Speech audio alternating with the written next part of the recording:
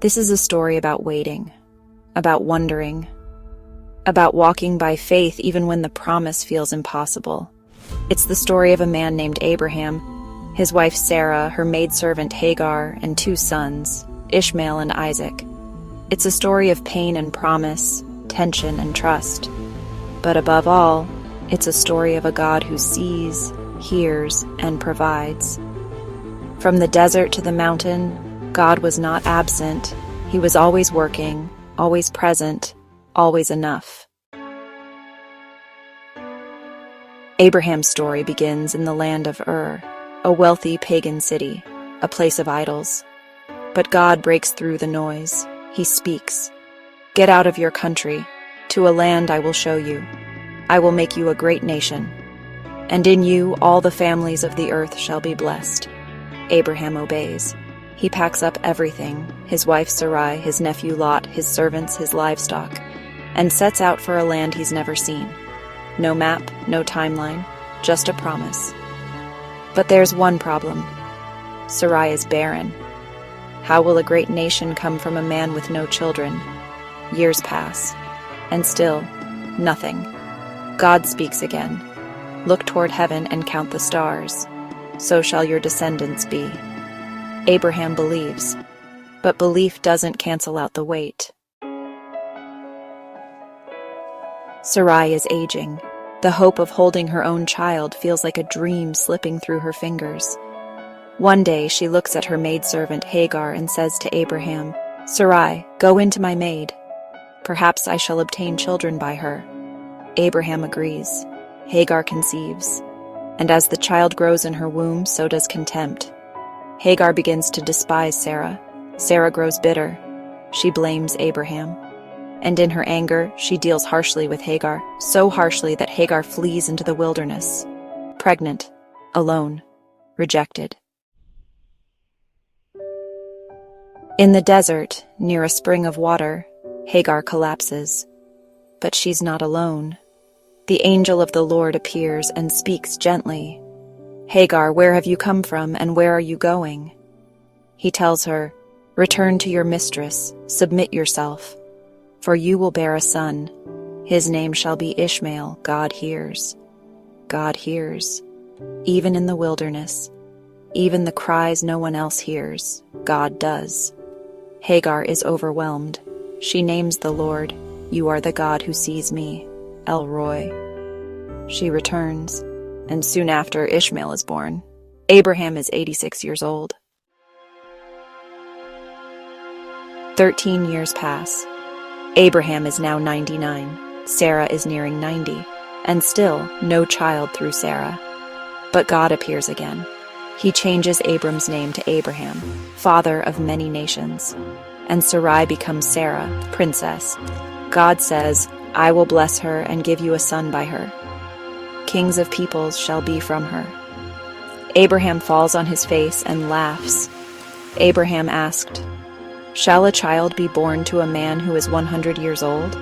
And shall Sarah, who is 90, bear a child?" But God is serious. God said, "Sarah will bear you a son, and you shall call his name Isaac." Laughter. Later, 3 visitors, messengers from God, arrive at Abraham's tent. As they eat under the tree, one says, "Sarah, your wife, shall have a son." Now Sarah is listening from inside the tent, and she laughs within herself. Sarah says, "After I've grown old, shall I have pleasure, my Lord being old also?" The Lord hears her silent laugh. Why did Sarah laugh? Is anything too hard for the Lord? Sarah, afraid, denies it. Sarah says, "I did not laugh." And that laugh of doubt will become a laugh of joy. In Genesis chapter 21, God fulfills his promise. "And the Lord visited Sarah as he had said, and the Lord did for Sarah as he had spoken. Sarah gives birth to a son. They name him Isaac." Laughter. And Sarah says, "God has made me laugh, and all who hear will laugh with me." But celebration turns into conflict. At Isaac's weaning feast, Sarah sees Ishmael mocking. She tells Abraham, "Cast out this bondwoman and her son." The son of this slave will not be heir with my son Isaac." Abraham is heartbroken, but God says, "Do not let it be displeasing. In Isaac your seed shall be called, but I will make a nation of Ishmael also, because he is your son."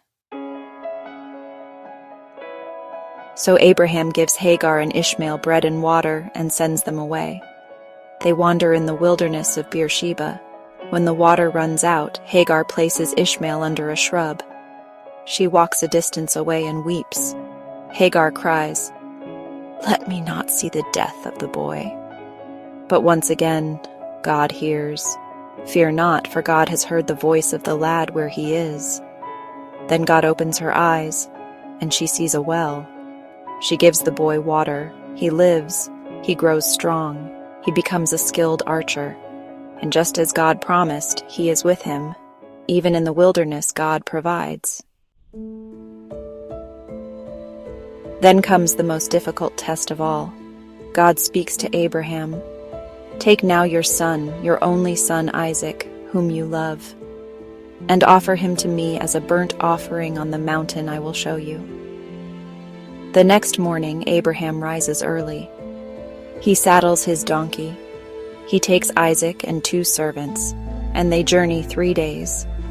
When they reach the mountain, Abraham says, "Stay here. The lad and I will go yonder and worship, and we will come back to you." Did you hear that? We will come back. Faith. Isaac carries the wood. Abraham carries the fire and knife. Isaac turns to his father. "My father, where is the lamb?" Abraham replies, "God will provide for himself the lamb." They reach the top.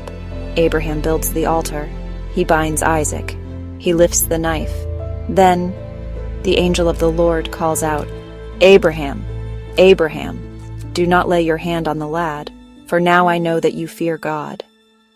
Abraham looks up and sees a ram caught in the thicket. He takes the ram. He offers it instead of his son. He names the place Jehovah-Jireh, the Lord will provide. God sees you. Hagar's desert moment reminds us, even when we feel invisible, God sees. El Roi, the God who watches over you. God hears you. Ishmael means God hears, not just words, but cries, groans, and prayers too deep for language.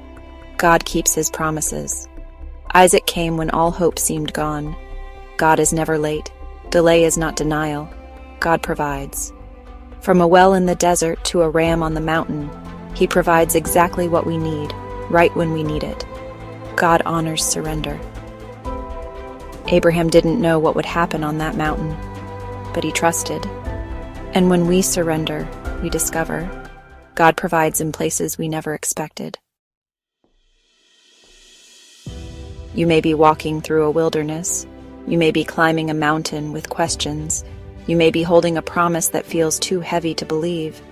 But hear this: God sees, God hears, God provides. He is faithful to finish what he started.